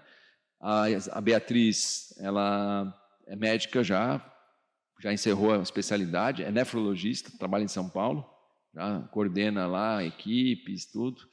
E nefrologista médica que cuida da parte renal. Fez clínica médica, depois nefrologia. E a Isabela, que é a mais nova, está no 2º ano de residência em clínica médica, em Botucatu, e quer ser cardiologista. Então, vai ser aí provavelmente cardiologista para esta residência o ano que vem em São Paulo. Todo mundo picado pelo vírus da medicina. Em casa não tem frescura. A gente fala de medicina 24 horas. Então não tem o papo. Não tem essa. Assim, hoje não vamos falar de medicina. Entendeu? Não tem essa que você chega na janta assim, não vou falar de trabalho hoje. Não, em casa não tem essa coisa. Quando a gente fala de trabalho, fala de paciente, tudo normal. Querendo ou não, é um assunto que une todo mundo ali, então tem que falar. Eu tive um caso isso, tive um caso aquele, conta um, conta outro. O grupo da família é bem estranho. Vocês têm um grupo lá? Da família tem de tudo. Não tem fake news no grupo? Não, tem politrauma, tem foto chega umas mensagens encaminhadas de... cloroquina. Grupo dosagem. Caso 2, VC Eletro, essas coisas. Da hora. Pode acontecer, a gente está no meio da entrevista aqui, o celular tocar, o senhor tem que sair correndo? Olha, hoje, menos, tá bom?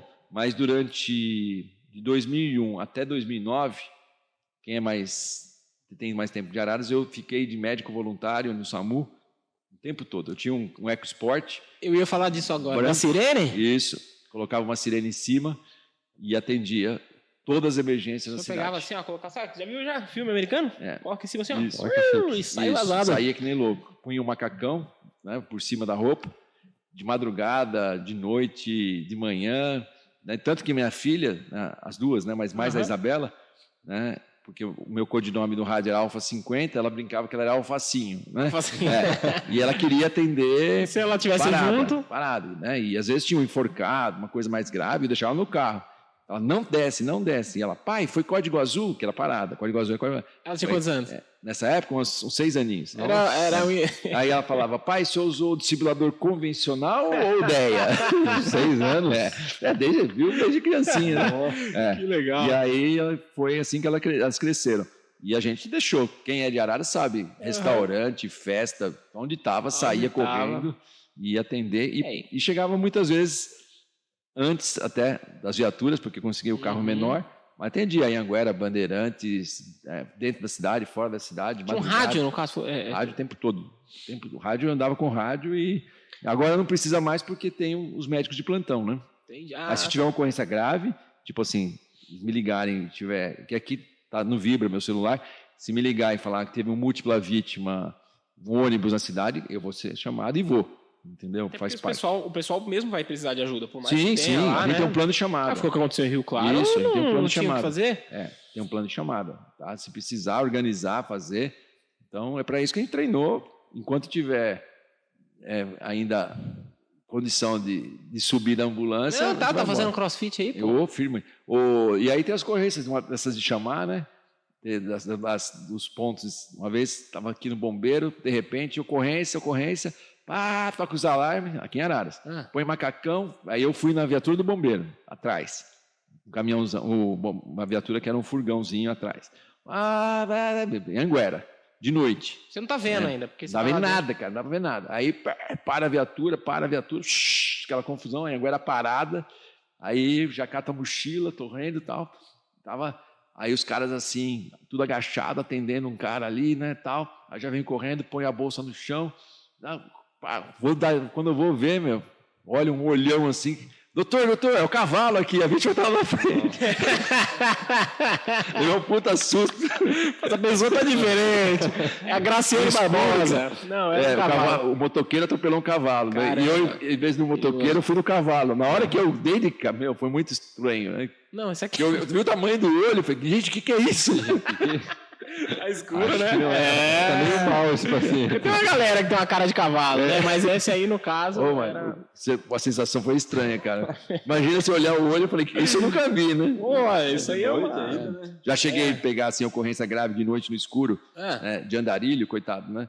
E com um monte de. E aí você vai segurar a cabeça da pessoa, você pega assim, não é o saco, entendeu? De Pô, lixo. Você lembra de um caso, não sei se o senhor estava aqui, que teve um andarilho. Olha, coisa, virou Rede Record aqui. Tinha ali perto da questão da quadrangular ali na Anguera, que tem um acampamento. Sim. O andarilho, infelizmente, ele foi atravessar, ele foi atropelado, e os animais foram atropelados junto com ele, e não viram, foram passando em cima. Você lembra disso? Chama de despostejamento quando acontece. Foi horrível isso. aquilo lá. Isso acontece muito. Sabe o que isso que aconteceu? O corpo do cara É despostejado, chama. foi passando o carro em cima e as pessoas não viam. Tem que pegar com a pá. Que loucura. É. Você já viu muito disso aí? Ih, já peguei um monte disso. E aí, você parece que você tá fazendo aquele, sabe, aquele, sei lá... Você tem que pegar. Sorvete da chapa? Aí o médico vai lá, a gente fez muito isso. É horrível, né? É Só que horrível. aí você tem que pegar, fica pedaço do corpo, fica despostejado, vai explodindo, e as pessoas vão passando e não percebem. Então isso acontece, infelizmente, rodovia e ferrovia, né? Infelizmente é a vida, o mundo real, né? É assim que acontece, né? E a vida continua, não tem jeito. Aí às vezes as pessoas falam, mas isso é o que mais mexe? Não, porque ali já aconteceu. Você nem conhecia a O pessoa. que mais mexe com a gente, assim, todo mundo pergunta, qual a ocorrência pior que eu tenho na minha cabeça? É quando o cara está vivo e você não consegue tirar o cara. Entendeu? Eu já vi gente queimar viva, entendeu? Você chega lá, criança ruim. você chega lá, salva, me salva, começa a pegar fogo, você tem que sair e o cara começa a gritar e morrer queimado. Isso é a pior coisa que tem. Porque você fica naquela... Se eu tivesse, mano, você não tem jeito, você ia morrer junto. Você tá morrendo. Então afogamento, o cara tá lá, daqui a pouco some, você não acha, família desesperada. Você chegar num acidente, o cara tá preso na Isso, ferragem vivo e morre na sua frente. Isso é difícil. Choque elétrico, né? O cara lá, suicida, o cara não pula. O cara, na sua cara, quase cai em cima da gente. Isso tudo mexe muito. Por isso que a cabeça do médico do resgate tem que ser cuidado. Não tem, senão pira. É difícil. Eu imagino. Deixa eu perguntar um mito que eu ouvi. Eu vi na internet. Ou mito ou verdade. Põe a vinheta. Mito ou verdade? Eu ouvi uma história uma vez de que tinha essa da ambulância, que eu achava muito fantástico, do carro que virava uma ambulância, que era o próprio carro do senhor. E tinha uma história uma vez de que o senhor precisou bombear um coração. Sabe dessa? Eu tava lembrando dela também. Eu vou contar pra você qual foi a história que chegou. Eu vi no Zap. Diga. Com a mão. Pode ser verdade, não sei se existe isso, não sei. Tava sem o desfibrilador ali. É verdade isso aí?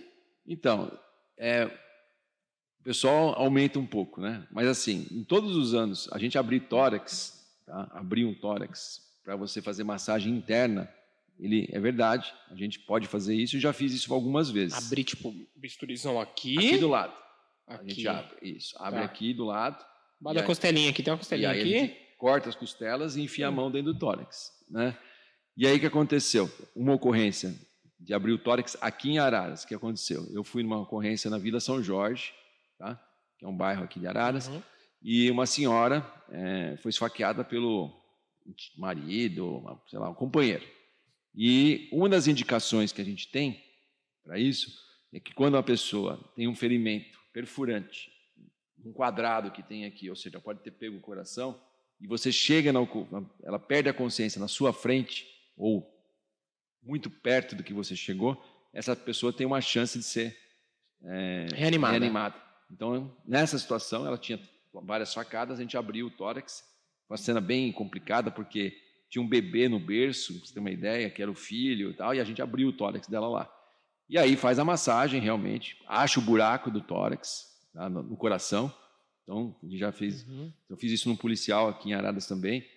A gente acha o buraco, põe uma sonda lá, o dedo, e depois começa a massagear. Se tiver um furo no coração, você pode salvar. a chance de sobrevida é muito baixa. Ali é o último recurso, né? Ali... Mas essa ocorrência na rua, a única vez que a gente fez foi essa senhora. Dentro do hospital, eu já fiz mais de uma dezena de vezes. Tá? Então, um policial tomou um tiro, tá? A gente foi para o hospital da região leste na época, a gente fez esse procedimento e já tivemos casos que a gente conseguiu tirar, sobreviver. Né? Então, chama toractomia a céu aberto, o nome disso. Então, não é lenda, é verdade. Mas também, aí o pessoal já começa a falar que já viu abrir não sei aonde, que não sei o quê. A imagem que eu tive é horrível, que era do lado de fora. Mas foi. Não, você enfia a mão, você abre, você abre e aí você tá lá dentro, você tá nem vendo. Você tá não, você vê o coração. Ah, você vê? Ah, então tá bom. Você abre o tórax, né, deixa um espaço e aí você faz a compressão, vai mostrando. E aí, se você vê o buraco do tiro, alguma coisa, você tampa aquilo ali. Porque sai sangue. Entendi. Ah, você aperta para saber onde que tá o... Não, você aperta para o coração funcionar. E aí sai sangue aonde sai sangue, que nem, o coração é que nem hidráulica. Tá. Um furo lá, você põe o dedo. E aí você pode tampar com uma sonda. Porque ali tá tudo cheio de sangue, você não consegue ver. Isso, até cola, tudo mais. Então você consegue salvar. Teve um caso de um pedreiro que na sala de emergência, que a gente abriu o tórax dele, ele está vivo até hoje. Ele tomou um tiro de 22, a gente abriu na sala de emergência, levamos para o centro cirúrgico com o tórax aberto. Você voltou a ver ele? Falou assim, eu toquei seu coração.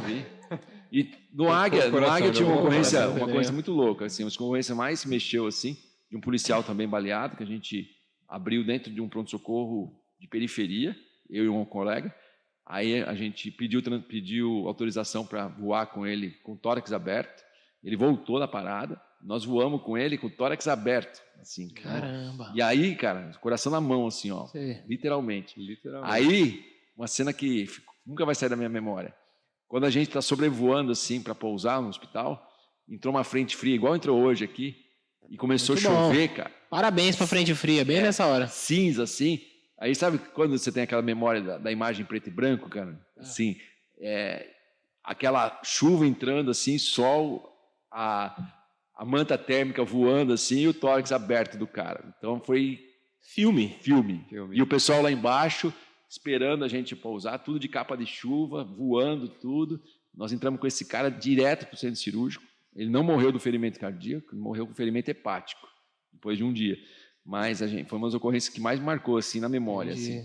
É maluco isso. Qual que é a... Você lembra depois. Qual que é a vida? Textura de um coração? Assim, você tem que bombear, mas que força que você faz aí? O coração, ele tem uma cavidade virtual, né? Então, ele é uma bomba. Você apertar, quando você vai... É isso aqui, ó. Mais ou menos isso. É mais ou menos essa força aí. Você vai fazer isso aqui. Então, você tem um jeito de apertar, né? Se você tiver com o tórax aberto, você vai fazer dessa forma. Você vai acomodar o coração. Você vai dessa forma. E quando você faz a compressão com o tórax fechado, você faz uma força no externo, né? Vai fazer uma força mais ou menos, tá? de uns 40 quilos para você fazer a força. Né? Não pode passar também, senão você quebra ali. Vai deprimir o tórax de 5 a 6 centímetros para espremer o coração contra a coluna e o sangue vai para frente. Quando ele relaxa, ele enche. E aí vai. A maioria dos pacientes não se beneficia do tórax aberto. O tórax aberto, né, a gente abre o tórax em situações extremas. Com esses ferimentos que eu acabei de falar, hipotermia, quando o paciente, por exemplo, cai numa avalanche, uma situação de você abrir o peito do cara para jogar água, o soro aquecido no pericárdio, pode acontecer, e algumas outras situações que estão indicadas. Então, é um procedimento que a gente tem treino para isso, de ligar a veia cava, de fazer clampear a aorta, é um treinamento que poucos médicos têm, mas é uma situação extrema. Né? A gente faz tempo que eu não faço uma, hein? A gente se precisar, a gente quer pensar não precisar, mas se precisar a gente vai fazer. O que você precisa aí para fazer uma? A gente consegue arranjar um voluntário? Vamos fazer. Fazendo, por enquanto a gente faz nos manequins só. Nos manequins. Se precisar de um voluntário aí, eu e o Lucas briga de vez em quando aí vai que. Não, pelo Tem uma amor de faquinha Deus. aí. Não. Doutor, só antes, a gente esqueceu de falar do nosso parceiro do Brown e do Zé. Conhece o Brown e do Zé, doutor? Já direto eu pego isso aí nos postos. Agora tem novidade, ó. Tem novidade aí, ó. Pra quem é crossfiteiro. Isso. Brown Fit. Põe tá na minha câmera aqui, ó. Brown Fit. Não contém glúten, feito com xilitol. É isso então aí pra você que tem agora uma novidade do Brown e do Zé. Além das tradicionais aí, que é a vida fitness que nós não vivemos. Eu vivo. Você vive? Vai levar um? Ó, depois tem que dar o feedback pro nosso amigo PC. É isso aí. Pedir o feedback aí, a gente vai tem que trazer o PC aqui, hein? A gente vai experimentar esse aqui. Vem a gente, PC. Fora isso, tem os sabores tradicionais que a gente já conhece. Nutella de chocolate, chocolate branco e doce de leite, brownie do Zé. Obrigado pela parceria mais uma vez. E a Bronx também, que tá com a gente aí sempre, né? Ó, camisetinha da Bronx aqui. Tá ali uma blusa também. Uma blusinha, hoje que tá graças mais friozinho aí. Friozinho. Bronx, do nosso querido e parceiro Thiago. Tá? A Bronx fica ali na Paul Harris, né? Harris. Na Paul Harris ali, acho que é Jardim... É centro ali, né? Você vai falar Cândida de novo. Não é. Não é. Desculpa, Thiago. Próximo da Associação Atlética. Isso, próximo da Associação Atlética Ararense. E tá ali, roupas masculinas, no geral, tem boné também, tem moletom, calça, camisetas, enfim, uma variedade aí. Só tá colando lá que o Thiago vai te atender muito bem, como ele sempre faz aí. Com certeza. É isso. Quanto tempo temos já? Acho que a gente tá isso. A gente estourou o relógio. A entrevista mais longa da história do Barão Podcast foi assim, ó. A gente trouxe foi boa. A gente trouxe o Pedrinho Eliseu aqui, ele tocou até violão. Depois eu vou mandar o vídeo pro senhor. Sabia que ele é músico? Cantou YouTube.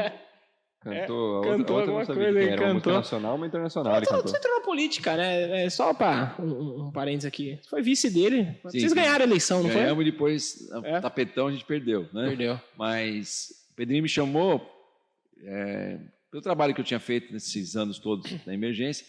E aí, quando a coisa começou a ficar complicada no fim do governo, né, da época, faltando tudo, tal, eu tive que sair do SAMU porque estava muito ruim. Até gasolina, até combustível na ambulância eu pus para não parar o sistema. Né? Bolso? Na época. Né? E aí, quando eu saí, o Pedrinho me chamou para ser vice dele.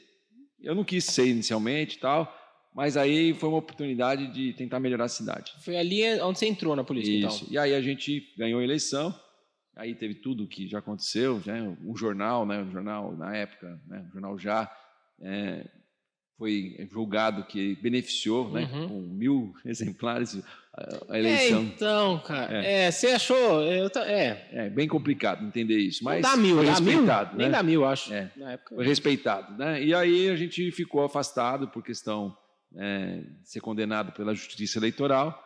O Pedrinho ganhou a eleição de novo. E aí você já não estava junto, né? Estava junto, mas a gente... Não como vice. Mas a gente não... Eu não quis sair de vice, porque estava ainda na fase de doutorado e tudo mais. E agora, de novo, ele me chamou para ser vice e eu optei por ajudar na saúde. Então, como eu estava na linha de frente, eu falei, não dá. Eu tenho que continuar na saúde. Então, a gente fechou com a vice-prefeita, né, muito bem escolhida, a Nete. Estou junto com ele, sou o secretário de saúde atual. Estamos aí, né, na linha de frente. Eu optei por ser secretário porque o momento era muito difícil. Eu achei que valia a pena abrir mão de um monte de coisa, porque a vida de secretário é dividir o que você é do médico, né? Dividir o que você ganha do médico por 5 vezes, né? Isso que eu ia falar. O salário é muito inferior ao que um médico pode ganhar. Eu tive que abrir mão de vários contratos de aula que tinha compliance para poder... Você é professor universitário também, né? Dou aula para médicos, eu sou professor universitário e dou aula também para a indústria farmacêutica. Então, tive que abrir mão de vários contratos para isso. Mas, assim, não arrependo nada, porque toda a energia que a gente investiu, né, tudo, a gente tem a devolutiva quando a gente consegue melhorar a vida das pessoas. E é muito gratificante, né? Estar na rua, as pessoas virem até a gente, contar, pedir, que você puder ajudar, e principalmente a gratidão, né? O que está fazendo, o reconhecimento. Quando dirigir a mim, a gente sempre sabe que não sou eu, é a nossa equipe. Mas é um momento que a gente escolheu de abrir mão de muita coisa. Estou com 54 anos e a gente fazendo snatch, que eu vi no Instagram. Aí a gente já poderia estar fazendo assim, indo pescar no final de semana, né? Um apartamento na praia, um barquinho lá para pescar, mas abrir mão de ficar aqui na linha de frente, de fazer tudo isso. E assim, acho que a ciência explica. Quando eu fico assim meio perguntando o que será que está fazendo, mas eu conheço outras pessoas que também se dedicam dessa forma e é legal. E eu tenho orgulho, né, de estar fazendo isso por Araras. Antes da pandemia, até o que eu falei do meu projeto de tese, eu eu fui palestrante no congresso em Paris, né, no congresso mais importante de cardiologia do mundo. Até que está acontecendo agora, os 21, está sendo esse final de semana, onde 35 mil cardiologistas assistem, né, presencial, né, quando podia falar em Paris. 1.500 são palestrantes e 3 brasileiros foram convidados. E eu tive a oportunidade de ser um dos 3. Então, é legal você levar, né, tudo isso nasceu daqui de Araras, do resgate, apoio da família, tudo mais. E agora, né, o futuro é fazer mais, agora me dedicar mais a essa parte de gestão, como eu estou fazendo, e tentar trazer para Araras novos recursos, novas tendências, melhorar a saúde. Araras pode se sentir orgulhosa de ser privilegiada em muita coisa. Quem, às vezes, aí nas redes sociais reclama é porque não conhece o que tem aí fora. Então, a gente quer ser, os nossos exemplos são os melhores. A gente é vaidoso. Então, muita coisa que tem no Hospital de Excelência, nós já temos dentro da sala de emergência da Santa Casa e até na UPA. É isso que a gente quer fazer. Eu vi no jornal que o senhor poderia ser um pré-candidato a deputado, alguma coisa? Pode isso, ser, nós estamos numa fase aí, né, de pré, né, porque não pode dizer nada de diferente, por questão de diferente disso, mas a gente tem, sim, projetos para ajudar Araras e a região a ter um deputado, né? E, né, por enquanto, nosso grupo, né, do Pedrinho, vê o meu nome como um pré-candidato e a gente está acreditando nisso e vamos trabalhar para fazer o melhor. Mas em nenhum momento, a gente vai vincular tudo que a gente fez no trabalho da pandemia. A pandemia não pode ter sido uma oportunidade de promoção, não é isso que a gente quer, mas sim tudo que eu já fiz nesses 30 anos que eu estou fazendo. Então, é isso que a gente quer defender. Então, se a gente pode fazer o modelo que foi feito até agora, as pessoas entenderem que a força de trabalho que eu demonstrei nesses 30 anos e agora a gente for um nome adequado e a gente vai trabalhar para isso, a gente vai fazer de tudo para trazer mais recursos, porque Araras está precisando de um deputado faz tempo, né? Faz tempo que a gente não tem. É isso aí, vamos trabalhar para isso. Se tudo der certo e sobrevivermos até lá, que a eleição deve ser em outubro do ano que vem, né? É isso? Sim. Se estivermos vivos, André, se você estiver ainda ajudando a gente aí e tal, os nossos patrocinadores, a gente traz o pessoal aí pra gente estar falando, aí fala de política. Isso aí. Aí o senhor volta aqui? Sim, a hora que você quiser. Aí nós fala de política. Pô, obrigado, eu tô feliz. Sabe o que acontece? Vou ser sincero pro senhor, tive aí eu esperava, pô, sei lá, eu achava que o senhor era malão assim, mas o senhor é legal. Eu gostei do senhor. Pô, tô feliz de conhecer aí, né? Pura, hein? Não, assim, que o pessoal... Tinha a imagem, sei lá. Não, o que acontece? Às vezes até o pessoal até fala assim, doutor, o senhor tem, por exemplo, dentro da política, né? Tem que ser isso, mais aquilo e tal. As pessoas, eu não posso dar uma entrevista para a TV, né? Falando, cara, né? E você tem que manter uma formalidade, até no vestuário, né? E quando as pessoas... Mas quando eu vou pescar com o pessoal, às vezes a cara de Araras e tal, eu falo assim, isso aqui, doutor. Doutor, cacete, doutor, vai vir, vamos lá. Onde você vai dormir? Vou dormir aqui mesmo. Não sei o quê. Pô, eu sou infante, eu fiz exército, né? Não tô, né? O nego tem frescurinha, cai a comida no chão, o bife eu pego e como, né? Então o cara fica com essa frescurinha, né? Então é legal que as pessoas às vezes não conhecem. Então, a imagem que você tem que deixar e a outra é um papo descontraído, como a gente teve aqui. Que bom. Eu só não como bife do chão porque minha cachorra é muito rápida. Senão eu pegava também. Ela tá sempre atenta ali. Chega antes. Valeu, obrigado pela presença. A gente agradece por ter aceito o nosso convite. E até o próximo, né? Mas na semana que vem teremos um outro episódio do Barão Podcast. Com outro convidado, sempre convidados ilustres aqui. A gente fala outro que a gente não sabe que ordem que a gente vai subir, porque a gente grava tudo no mesmo dia. A gente grava um dia só. E a ideia é trazer todo mundo aí, tá? Falou até de política. Não todo mundo, tem gente chata demais, mas não dá pra trazer, porque o cara é muito malo. Mas a ideia é trazer pessoal interessante aí, tá junto aí. Obrigado, valeu, hein? Obrigado, viu? Um abração. Valeu, até o próximo, galera. Se inscrevam no canal. Valeu, um abraço. Thank you.